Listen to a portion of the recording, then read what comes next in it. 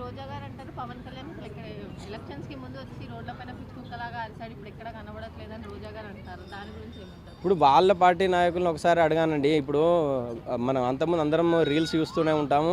అంతకుముందు కొడాలి నాని ఆ కొడాలి నాని గారిని ఒక యాంకర్ మీలాగానే అడిగింది, ఏమైంది నాన్నగారు మీరు కనబడడం లేదంటే, ప్రజలు మాకు ఓటమి చూపించారు కదా, మేము కనబడలేదా అని చెప్తున్నారు. అంటే వాళ్ళకు ప్రజలు మ్యాండేటరీ ఇచ్చారు, ఇక వాళ్ళు ఇంకోసారి అసెంబ్లీ రాకుండా చేస్తున్నారు.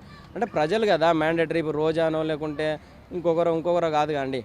రోజా ఇప్పుడు చాలా వరకు ప్రెస్ మీట్లు పెట్టి మళ్ళీ కూటమిని తిట్టడం ప్రయత్నమే చేస్తున్నారు. ఇప్పుడు అధికారంలో ఉన్న పార్టీని తిట్టడం ఎంతవరకు కరెక్ట్ అంటారు?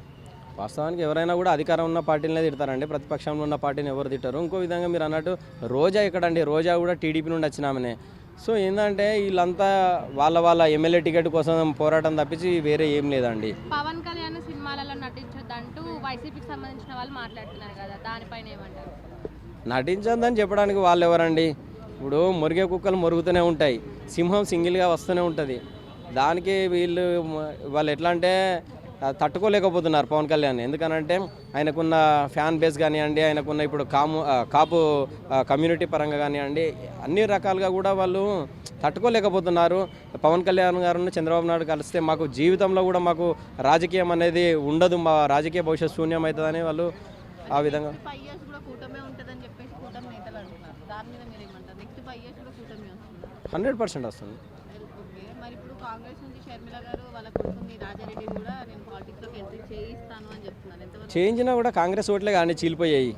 కాంగ్రెస్ ఓట్లే చీలిపోతాయి, లేదంటే ఇప్పుడు వైఎస్ఆర్సీపీ అభిమానులు ఎవరైతే ఉంటారో వాళ్ళ ఓట్లే చీలిపోతాయి తప్పించి కూటమి ప్రభుత్వం అయితే ఓట్ బ్యాంకింగ్ అనేది అలా ఉంటుందని అనుకుంటున్నాను. పవన్ కళ్యాణ్ గారి పాలిటిక్స్ పైన మీ ఒపీనియన్? చాలా బాగా చేస్తున్నాడు అండి.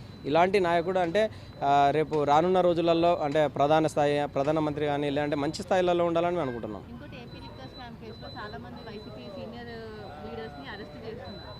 దాని గురించి ఏమంటారు? తప్పకుండా అండి, అవినీతి ఎవరు చేసినా కూడా అరెస్టులు అనేది తప్పవండి.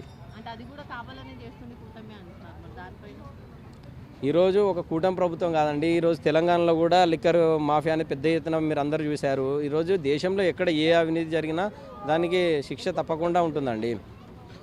ఒక కూటమి ప్రభుత్వం చేయడం లేదు అండి. ఇంకోటి ఏంటంటే ఇప్పుడు నారా లోకేష్ గారు ఉన్నారు కదా, నేపాల్లో ఉన్న వాళ్ళని మన ప్రత్యేకంగా ఫ్లైట్ వేసి దాని మీద తప్పకుండా అండి. వాస్తవానికి నాకు తెలిసి తెలుగు రాష్ట్రాలలో కూడా యువత అనేది ఇలాంటి అవినీతి పరులను తరిమి కొడితేనే బాగుంటుందండి.